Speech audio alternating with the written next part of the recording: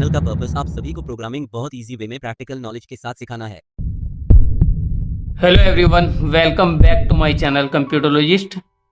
If you are new here तो हम आपको बता दें, जावा प्रोग्रामिंग के लिए हमने अपनी 4 स्टेप जावा सीरीज स्टार्ट की है, जिसमें हम आपको सिर्फ 4 स्टेप में जावा के हर प्रोग्राम को बनाना सिखा रहे हैं। तो अगर आप जावा पढ़ रहे हैं, जावा सीखना चाहते हैं, तो आप भी हमारे इस 4 स्टेप को फॉलो कर बहुत ही ईजी वे में अपनी जावा लैंग्वेज सीख सकते हैं। यह हमारे पास एक टेबल की फॉर्म में क्वेश्चन है, जिसके लिए आज हम जावा की प्रोग्रामिंग करेंगे। ऐसे प्रोग्राम को मेन्यू ड्रिवन प्रोग्राम कहा जाता है।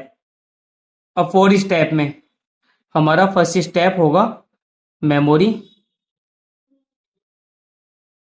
क्रिएशन। सेकंड स्टेप होगा हमारा इनपुट। और थर्ड स्टेप में हम करेंगे task perform. Last and fourth step यहां हमारा होगा आउटपुट। फर्स्ट स्टेप अब हमारा है मेमोरी क्रिएशन। जैसे नाम से ही क्लियर है, यहाँ हम फर्स्ट स्टेप में मेमोरी बनाएंगे। तो डिफरेंट डिफरेंट प्रोग्राम में डिफरेंट डिफरेंट मेमोरी बनेगी। डिफरेंट वैल्यू के लिए डिफरेंट मेमोरी बनती है। मेन चीज मेमोरी बनाने में हम देखेंगे कि हमेशा वैल्यू के लिए मेमोरी बनेगी। तो यहाँ हमारे पास कॉस्ट की वैल्यू है, तो एक मेमोरी कॉस्ट के लिए बनेगी। डिस्काउंट के लिए वैल्यू है, एक मेमोरी डिस्काउंट के लिए बनेगी। और जैसा क्वेश्चन में कहा गया है डिस्प्ले अमाउंट, हमें फाइंड करना है अमाउंट को और प्रिंट कराना है, तो अमाउंट की वैल्यू के लिए एक मेमोरी बनेगी। अमाउंट हमारा जनरली होगा कॉस्ट माइनस डिस्काउंट। तो कॉस्ट की वैल्यू यहाँ जो फाइंड होगी एक मेमोरी उसके लिए बनेगी। सपोज ये हमारा एक कंप्यूटर है, ये हमारा कीबोर्ड होगा जो कि प्रोवाइड कराता है हमारी, जिसके थ्रू हम प्रोवाइड कराएंगे हमारी वैल्यू मेमोरी में। अब हम यहाँ 3 मेमोरी बनाएंगे।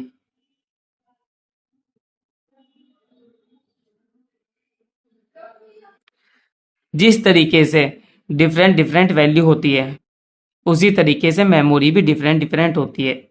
एक प्लेन मेमोरी और एक सेपरेटेड मेमोरी। यह हम देख सकते हैं कि हमारी टोटल कॉस्ट की जो वैल्यू है वो सिंपल वैल्यू है विदाउट डेसिमल पॉइंट, तो उसके लिए हमारी मेमोरी भी सिंपल ही होगी। ये हम टोटल कॉस्ट की मेमोरी बनाएंगे। यह हम देख सकते हैं कि डिस्काउंट की वैल्यू जो है वे फ्रैक्शन पार्ट में है, तो उसके लिए हमारी मेमोरी भी सेपरेटेड फॉर्म में होगी। तो यहाँ मेमोरी में हमने सेपरेशन रखा है। अब अमाउंट, थर्ड मेमोरी हमने बनाई थी हमारी अमाउंट के लिए। तो अमाउंट के लिए वैल्यू हम देखेंगे, अमाउंट हमारा था कॉस्ट माइनस डिस्काउंट। जब भी कैलकुलेशन में फ्रैक्शन पार्ट कैलकुलेट होता है, जो कि हमारा डिस्काउंट फ्रैक्शन पार्ट है, इसकी वैल्यू कैसी है? फ्रैक्शन फॉर्म में, मतलब पॉइंटों वाली। तो जब भी हमारी पॉइंटों वाली वैल्यू कैलकुलेशन में यूज होगी तो आंसर भी फ्रैक्शन पार्ट में ही आएगा या डेसिमल पॉइंट में आएगा। तो इसके लिए हम भी मेमोरी सेपरेटेड मेमोरी बनाएंगे अमाउंट के लिए भी। तो यहाँ से हम समझते हैं कि एक प्रोग्राम में डिफरेंट डिफरेंट मेमोरी बनती है और जितनी वैल्यू उतनी मेमोरी बनेगी। हमने देखा टोटल कॉस्ट के लिए वैल्यू है, तो एक मेमोरी हमने टोटल कॉस्ट के लिए बनेगी। डिस्काउंट के लिए वैल्यू है, एक मेमोरी डिस्काउंट के लिए करेगी। क्योंकि क्वेश्चन में हमें डिस्प्ले अमाउंट करने के लिए कहा है, तो पहले हम अमाउंट को फाइंड करेंगे जो कि हमारी कॉस्ट माइनस डिस्काउंट होगा। अब इसकी वैल्यू के लिए एक मेमोरी बनेगी। जो सिंपल डेटा है, सिंपल वैल्यू के लिए सिंपल मेमोरी बनेगी, और फ्रैक्शन फॉर्म के लिए या डेसिमल पॉइंट के लिए सेपरेशन फॉर्म में मेमोरी बनाएंगे। अब जब भी हमें सिंपल फॉर्म में बनानी होगी तो हम इंट के थ्रू बनाएंगे। तो हम इंट, हमने टीसी अपने क्या है हमारी मेमोरी नेम, इंट के थ्रू हमारी मेमोरी का साइज 4 बाइट डिक्लेयर होगा और ये एक सिंपल फॉर्म में बनेगी। यह हमारा डिस्काउंट है जो सेपरेशन फॉर्म में है हमारी मेमोरी, इसके लिए ये डबल के थ्रू बनेगी। जब भी हमें सेपरेशन फॉर्म में मेमोरी चाहिए होगी तो हम डबल कीवर्ड के थ्रू मेमोरी बनाएंगे। अब यहाँ हमें डिस्काउंट नेम लेना है, मेमोरी नेम, जो कि हम कुछ भी ले सकते हैं, डिस्काउंट भी ले सकते हैं, हमने डिस ले लिया या डी भी ले सकते हैं। तो हमने यहाँ क्या लिया है, dis name as user choice कुछ भी हो सकता है। तो डबल से क्या होगा, एक तो मेमोरी में सेपरेशन होगा मेमोरी का, और इसका साइज कितना होगा 8 बाइट। अमाउंट भी हमारा सेपरेशन फॉर्म में है, तो इसके लिए हम अमाउंट भी क्या लेंगे डबल में।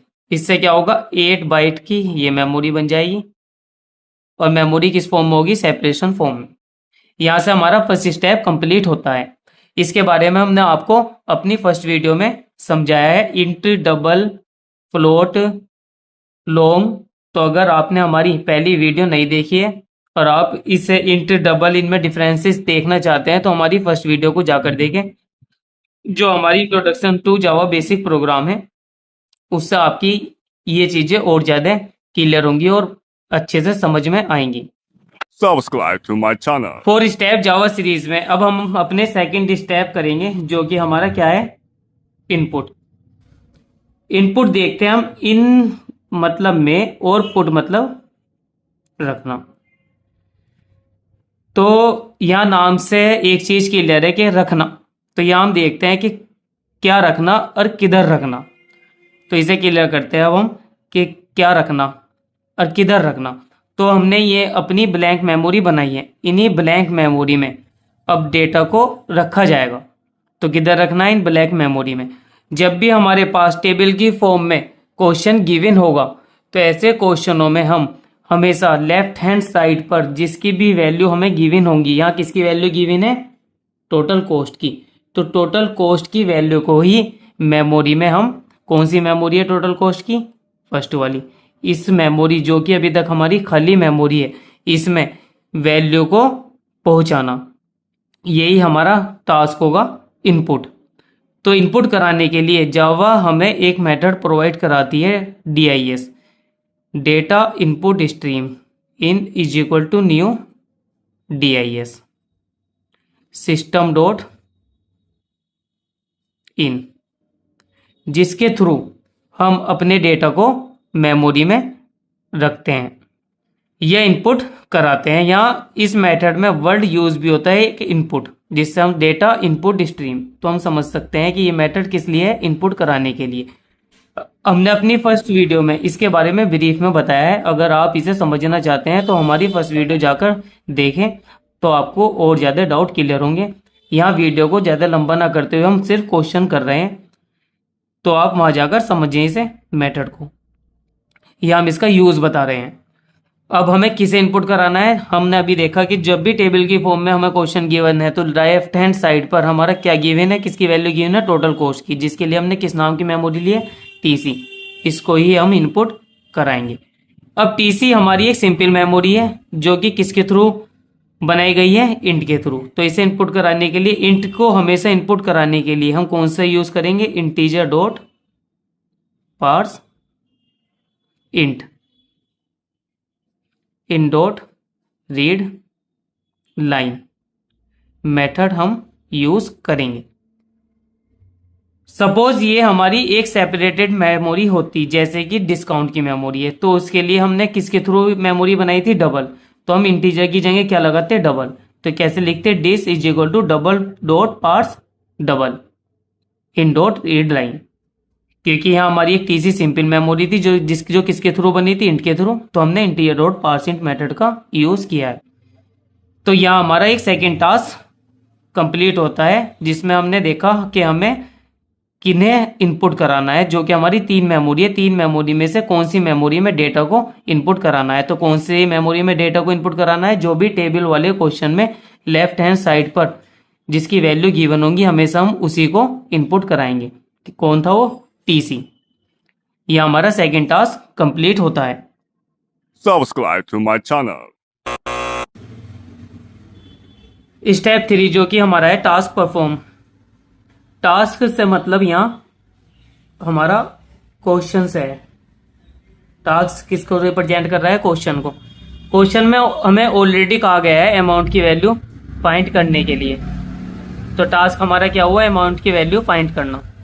जब भी हमारा टास्क परफॉर्म होगा तो हम यहाँ नाम से कह सकते हैं, नाम से ही क्लियर है कि हमारा क्या होगा, अमाउंट की वैल्यू फाइंड होगी, क्योंकि टास्क हमारा क्या है, अमाउंट की वैल्यू फाइंड करना। किसी भी टास्क को करने के लिए हमें किसकी रिक्वायरमेंट होती है? एक लॉजिक की। ये हम समझ सकते हैं और ध्यान देते हैं हम इस चीज़ पर कि किसी भी टास्क को करने के लिए हमें एक लॉजिक की ज़रूरत होती है। लॉजिक जनरली क्या करता है हमारा? इस क्वेश्चन में लॉजिक हमारा अमाउंट की वैल्यू फाइंड करेगा, क्योंकि हम टास्क परफॉर्म ही अमाउंट की वैल्यू को फाइंड करने के लिए कर रहे हैं। तो यहाँ में एक अमाउंट की वैल्यू फाइंड करने के लिए टेबल गिवन है, जिसके लिए अब हम आपको एक लॉजिक क्रिएट करना सिखाते हैं और कैसे अमाउंट की वैल्यू हम उससे फाइंड करते हैं वो हम अपने स्टेप 3 में आपको दिखाते हैं। अमाउंट जो कि हमारा है कॉस्ट माइनस डिस्काउंट। डिस्काउंट हमेशा माइनस करा जाता है कॉस्ट में से, तो हमारे पास क्या फाइंड होता है? अमाउंट। तो हम डिस्काउंट फाइंड करेंगे, डिस्काउंट की वैल्यू फाइंड करेंगे जो कि हम टोटल कॉस्ट की वैल्यू में से माइनस करेंगे। तो हमारे पास यहाँ क्या आएगा? अमाउंट। कॉस्ट हमारे पास यहाँ गिवन है कि 2000 की रेट की पर हमारा डिस्काउंट कितना लग रहा है? 5%। 5000 2000 से ज़्यादा 5000 पर डिस्काउंट कितना मिल रहा है हमें? 10%। तो अब हम देखते हैं डिस्काउंट की वैल्यू फाइंड करना। कॉस्ट सबसे पहले हमारे पास फर्स्ट रो में गिवन है कॉस्ट 2000। किसकी वैल्यू है? टोटल कॉस्ट की, टीसी, जो कि हमने टीसी नाम की क्या बनाई हुई है? मेमोरी कंप्यूटर में। इसलिए वजह से हमने यहाँ टोटल कॉस्ट को क्या लिया है? टीसी। कितनी है फर्स्ट रो में गिवन? 2000। अब टू का मतलब होता है हमारा यहाँ लेस देन इक्वल टू। 2000 से कम, कम के लिए क्या लगाया हमने? Less than. और 2000 के इक्वल भी, तो हमने क्या लगाया? Equal to. मतलब टीसी की वैल्यू, टोटल कॉस्ट की वैल्यू यहाँ मेमोरी के अंदर 2000 से कम भी हो सकती है और 2000 भी हो सकती है। इसी वजह से यहाँ लेस देन और इक्वल टू दोनों साइन आए हैं। Less than equal to, greater than equal to, greater than, less than, double equal to, not equal to, ये सब ही हमारे रिलेशनल ऑपरेटर हैं। ये हमारे कौन से ऑपरेटर हैं? Relational operator. इन्हें यूज करने के लिए हम हमेशा इफ स्टेटमेंट यूज करेंगे। तो हमारा फर्स्ट रो के लिए स्टेटमेंट क्या बना है? इफ टीसी, क्योंकि टोटल कॉस्ट है, अप टू का मतलब लेस देन इक्वल टू 2000। अब हम सेकंड रो के लिए स्टेटमेंट लिखेंगे। जब भी हम सेकंड रो के लिए स्टेटमेंट लिखेंगे तो हम इफ का यूज करेंगे, क्योंकि हमारे रिलेशनल ऑपरेटर यूज होंगे। जब भी हम सेकंड रो के लिए स्टेटमेंट लिखेंगे, अब ध्यान देना, तो हम फर्स्ट स्टेटमेंट की सेम वैल्यू को ही रिपीट करेंगे। तो क्या थी हमारी? टीसी वैल्यू कितनी थी? 2000। सिर्फ हम चेंज क्या करेंगे? अपना ऑपरेटर, जो कि यहाँ लेस देन इक्वल टू हम क्या लगाएंगे? ग्रेटर देन, और बिना इक्वल टू के, क्योंकि हम इक्वल टू ऑलरेडी लगा चुके हैं। तो यहाँ क्या लगेगा? सिर्फ ऑपरेटर अपोजिट होगा, वैल्यू सेम ही रहेगी हमारी सेकेंड रो में। फिर हम एंड ऑपरेटर यूज करेंगे। TC less than equal to, same क्या है हमारा? सेकंड वैल्यू टेबल में 5000। अब जब हम अपना थर्ड रो के लिए स्टेटमेंट लिखेंगे तो हम सेम वही सेकंड रो के लिए लिखे हुए स्टेटमेंट को रिपीट करेंगे, जो कि हमारा क्या था लास्ट स्टेटमेंट? 5000। तो टीसी 5000। हम हमेशा अपने स्टेटमेंट से ऊपर वाली वैल्यू को रिपीट करेंगे, वो भी लास्ट वाली। तो लास्ट वाली वैल्यू कितनी है? 5000। सिर्फ हम चेंज क्या करेंगे? अपने ऑपरेटर, यहाँ लेस देन इक्वल टू है तो हम क्या लगाएंगे? ग्रेटर देन, बिना इक्वल टू के, ध्यान देना। एंड गेट यूज करेंगे। टीसी सेम वही less than equal to. Second value कितनी है थर्ड रो में? 10,000। तो हम 10,000 लिखेंगे। अब जब हम अपना फोर्थ स्टेटमेंट लिखेंगे तो फोर्थ रो में फिर हम सेम वही करेंगे। फोर्थ स्टेटमेंट लिखते हुए टीसी, इससे ऊपर वाले स्टेटमेंट की लास्ट वैल्यू कितनी थी? 10,000। तो सेम रिपीट होगी, सेम ही रिपीट करेंगे 10,000। सिर्फ चेंज क्या करेंगे? ऑपरेटर। तो लेस देन इक्वल टू की जगह फिर हम क्या लगाएंगे? Greater then. अब हम देखेंगे यही हमारा फोर्थ स्टेटमेंट कह रहा है अबव 10,000। अबव का मतलब क्या हो गया? Greater than 10,000। अगर हमारी वैल्यू सेम आती है, क्योंकि ये वैल्यू हमने अपने थर्ड स्टेटमेंट में से रिपीट की है, ये वही वैल्यू है अगर जो हमारी टेबल में गिवन है लास्ट, तो हमने टेबल बिल्कुल एक्यूरेट बनाई है, सही है हमारी। अब हम अपने डिस्काउंट को फाइंड करेंगे इन स्टेटमेंट के अंदर, जो कि डिफरेंट डिफरेंट वैल्यू पर डिफरेंट डिफरेंट हमें डिस्काउंट मिल रहा है। तो फर्स्ट जो कि less than equal to 2000 value पर हमें कितना डिस्काउंट मिल रहा है, 5%। तो हम डिस्काउंट की वैल्यू फाइंड करेंगे। कॉस्ट पर हमें डिस्काउंट कितना मिल रहा है, 5/100। जब भी हम डिवाइड में लिखेंगे तो 0.0 लगाएंगे। ये हमारी टाइप कास्टिंग होती है। इसके बारे में हमारी वीडियो आती रहेंगी, जावा कंप्लीट जावा सिखाएंगे हम, तो आपको सब सीखने को मिलेगा। फिर हम सेकंड रो के लिए डिस्काउंट फाइंड करेंगे। तो D is equal to second row में हमारा डिस्काउंट कितना है, 10%। किस पर, टीसी पर। तो 10/100, फिर हम 0.0 लगाएंगे। ऐसे थर्ड रो के लिए हम डिस्काउंट फाइंड करेंगे। D is equal to TC into 15/100, 0.0 लिखेंगे हम। फोर्थ रो में हमारा डिस्काउंट कितना है, डी इज इक्वल टू 20%। तो टीसी इंटू 20/100। हमने यहाँ टीसी को इंटू में डिस्काउंट के साथ यूज किया है, क्योंकि हमें ये डिस्काउंट जो मिल रहे हैं किस पर मिल रहे हैं, टोटल कॉस्ट की वैल्यू पर।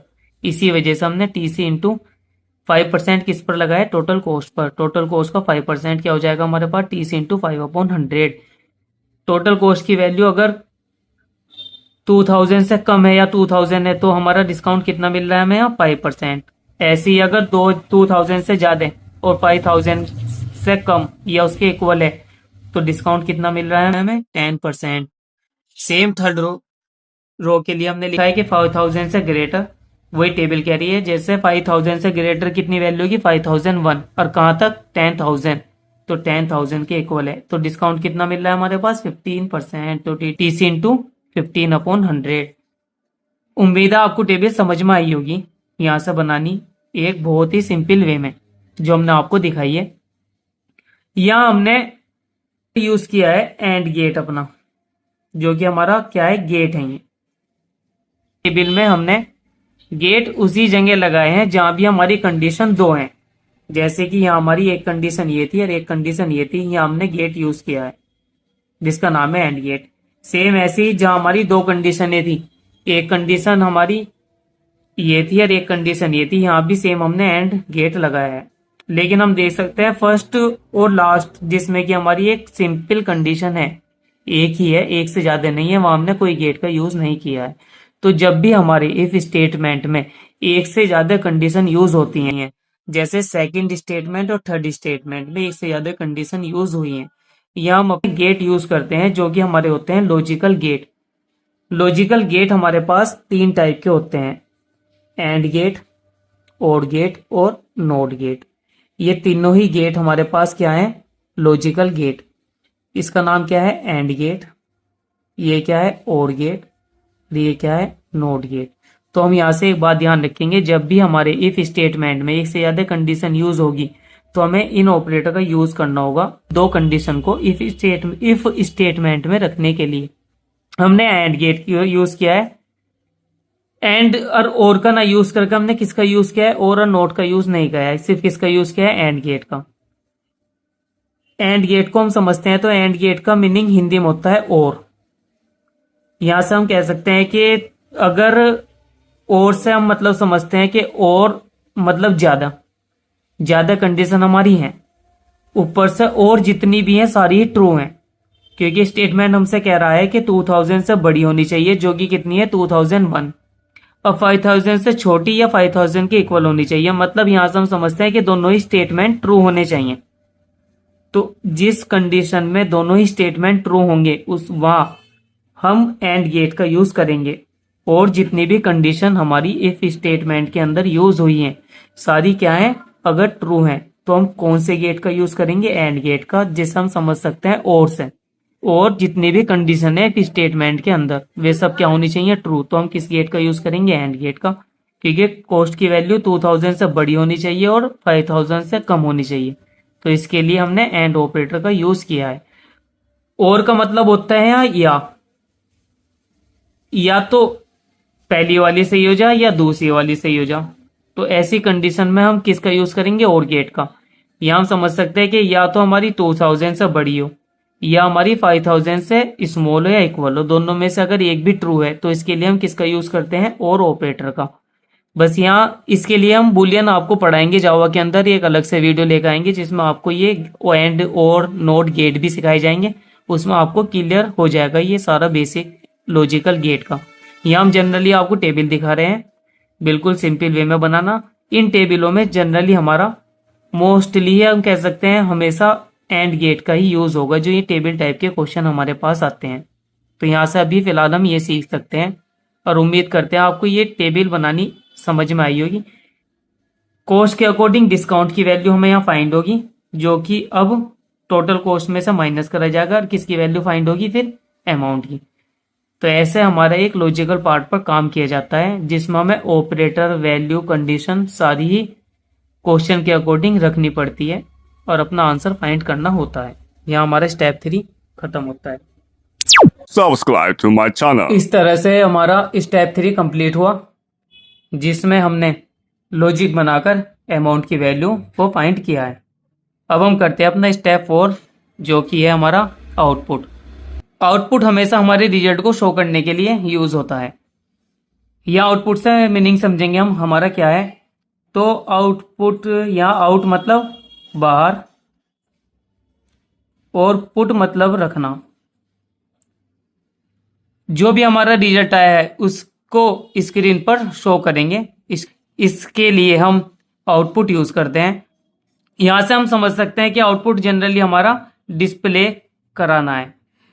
क्वेश्चन में हमें लाइन गिवन भी थी कि डिस्प्ले कराओ अमाउंट को, तो हम आउटपुट मतलब आउट किसे कराना है, डिस्प्ले अमाउंट को। यहाँ आउटपुट परफॉर्म करने के लिए जावा के अंदर एक मेथड है हमारा system dot out dot print ln। इस मेथड का यूज कर हम किसे डिस्प्ले कराएंगे, अमाउंट को। वो हमारा किस मेमोरी में है, AMT। तो हम यहाँ AMT यूज करेंगे, जिसके थ्रू आउटपुट में हमारी क्या होगी, अमाउंट की वैल्यू शो करी जाएगी। जो भी वैल्यू हमारी अमाउंट की आ रही होगी, या कह सकते हैं जो भी वैल्यू हमारी अमाउंट मेमोरी के अंदर होगी, वे हमारा आउटपुट स्क्रीन पर शो होगा। अब हम इस कंप्लीट प्रोग्राम को इसे समझने के बाद आपको इसके लिखना सिखाते हैं, जो कि हमारा एक बहुत ही इंपॉर्टेंट पार्ट है वीडियो का। तो अगर अभी तक आपने हमारी वीडियो यहाँ तक देखी है तो इसे मिस ना करें और अपनी प्रोग्रामिंग को बिल्कुल अच्छा कर जाएं। अपने 4 स्टेप समझने के बाद अब हम इन्हीं प्रोग्राम को स्टार्टिंग से एंड तक लिखना आपको सिखा रहे हैं, जिससे आपकी इन प्रोग्राम को बनाने में कोई मिस्टेक ना हो। तो हम वही प्रोसेसिंग अपने 4 स्टेप के थ्रू इस प्रोग्राम को बनाएंगे। तो पहला स्टेप जिसमें हमारा था मेमोरी क्रिएशन, तो सबसे पहले हम मेमोरी बना रहे थे। तो यहाँ टोटल कॉस्ट की हम इंट के थ्रू हम एक मेमोरी किसकी बनाएंगे, टोटल कॉस्ट की। तो फर्स्ट स्टेप था हमारा, इंट में हमने एक मेमोरी ली थी टोटल कॉस्ट की। डबल में हम मेमोरी लेंगे,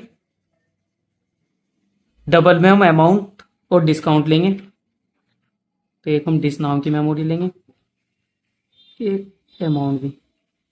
जब भी हम एक से ज़्यादा मेमोरी के नाम लिखेंगे तो हम उन्हें कॉमा से दोनों नेम को सेपरेट करेंगे और हर लाइन के बाद में सेमीकोलन लगाएंगे जावा का प्रोग्राम लिखते हुए। अब सेकंड स्टेप था हमारा इनपुट, जिसके लिए हम data input stream in is equal to new data input stream system dot in use करेंगे। अब हम इनपुट कराएंगे। टेबल वाले क्वेश्चनों में हमें 2 साइडों पर वैल्यू गिवन होंगी, लेफ्ट हैंड साइड और राइट हैंड साइड। तो हमेशा हम लेफ्ट हैंड साइड वाली वैल्यू को इनपुट कराएंगे, जो कि हमारी टोटल कॉस्ट है। और हमने मेमोरी किस नाम की ली है इसकी, TC। तो TC को ही हम इनपुट कराएंगे, integer dot parse int in dot read line. Java के अंदर जब भी हम डॉट लगाकर कोई वर्ड लिखेंगे तो हम हमेशा उसे स्मॉल लेटर में और उसके बाद वाले वर्ड को फर्स्ट लेटर कैपिटल करेंगे, जैसे हमने लाइन का एल कैपिटल बनाया है। अब हम थर्ड स्टेप जो कि हमारा टास्क परफॉर्म था वो करेंगे। तो if TC less than equal to 2000, discount हमारा कितना था, TC into 5/100.0।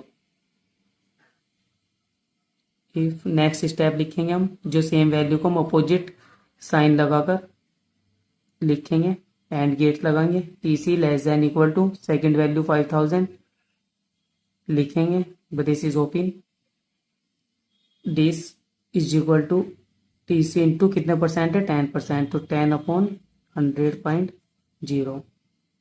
If TC greater than 5000, same value opposite operator के साथ, एंड गेट लगाकर TC less than equal to 10,000, discount कितना परसेंट हमारा, 15%, तो TC into 15/100.0। Fourth statement TC third statement की लास्ट वैल्यू अपोजिट ऑपरेटर के साथ 10,000, discount is equal to TC into 20/100.0। फिर हम अमाउंट फाइंड करेंगे, amount is equal to total cost minus disc. अब हमारा फोर्थ स्टेप था आउटपुट, जिसके लिए हम अपना मेथड यूज करेंगे system dot out dot print LN, जो हमारा डिस्प्ले कराने के लिए यूज होता है। तो डिस्प्ले यहाँ किसे कराने के लिए कहा गया है, अमाउंट को। अमाउंट हमारा किस मेमोरी के अंदर है, AMT, जो हमारा AMT is equal to TC minus discount के थ्रू फाइंड हुआ है। तो इसे हम यहाँ प्रिंट करा देंगे अपने अमाउंट को। यहाँ हमारी अमाउंट की जो भी मेमोरी के अंदर वैल्यू होगी वो प्रिंट हो जाएगी। इस तरीके से हमारे 4 स्टेप कंप्लीट होते हैं। जब भी हम जावा का कोई प्रोग्राम बनाएंगे तो हम फर्स्ट लाइन में अपने प्रोग्राम की पैकेज नेम यूज़ करेंगे। तो पैकेज नेम यूज़ करने से पहले हम ध्यान रखेंगे कि हमें इंपोर्ट कीवर्ड का यूज़ करना होगा पैकेज को इंक्लूड कराने के लिए प्रोग्राम में, जिसके थ्रू हमारा पैकेज प्रोग्राम में इंक्लूड होगा। क्योंकि हमने यहाँ DAS क्लास यूज़ की है, तो DAS क्लास हमारा java.io पैकेज के अंदर है। तो हम लिखेंगे java.io स्पेस देकर इंपोर्ट और जावा के बीच में, फिर डॉट एस्ट्रिक यूज करेंगे हम। इस तरह हमारा पैकेज हमारे प्रोग्राम में इंक्लूड होता है। सेकंड स्टेप होगा हमारा क्लास नेम लेना। क्लास का C स्मॉल बनाएंगे हम। क्लास नेम हमेशा हम लेंगे जो हमें फाइंड करने के लिए कहा होगा। तो यहाँ अमाउंट की वैल्यू फाइंड करनी है, तो हम क्लास नेम भी अपना अमाउंट ले लेंगे। थर्ड स्टेप में हम अपना मेन मेथड यूज करेंगे। हर प्रोग्रामिंग लैंग्वेज में अलग अलग मेन मेथड होते हैं। तो जावा का मेन मेथड है public static wide main string arcs. क्योंकि हमने DAS क्लास यूज की है तो हम हमेशा मेन मेथड के पास थ्रोज एक्सेप्शन यूज करेंगे। इसके लिए ब्रेसेस ओपन करेंगे। लास्ट में हम इन दोनों ब्रेसेस को क्लोज करेंगे। तो सबसे पहला ब्रेसेस हमारा मेन मेथड का क्लोज होगा, उसके बाद क्लास का यहां क्लोज होगा। हमारा package name class public static wide main, जो कि हमारा एक मेन मेथड है।